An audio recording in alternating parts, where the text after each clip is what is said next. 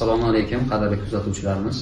Men Mamajonov Eldor, Rishton tumanidagi 21-sonli Qo'lon musiqa san'at maktabining tasviriy va amaliy san'at yo'nalishi o'qituvchisiman.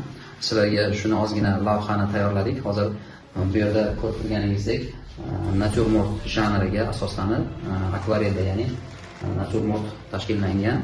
Bu jarayonni marhamat ozgina bevosita kuzatib turasizlar.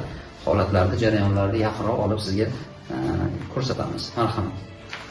Ko'rib turganingizdek, bu yerda hozir akvarel texnologiyasida naturmortni qo'yilgan. Bu yerda asosiy maqsad shu, ranglarning o'zaro bir-biriga mutanosibligi, issiq-sovuq koloritdagi ranglar va o'sha yorug'lik soyalarga urg'u berish kerak bo'ladi. Hozir bu o'quvchilarimizga qo'yilayotgan talablar, demak, birinchi navbatda buni formatga chiroyli joylashtirish, komponovka qilish, konstruksiyalash va o'sha bosqichma-bosqich darajaga, ya'ni rang berish jarayoniga o'tish holatlarini kuzatamiz.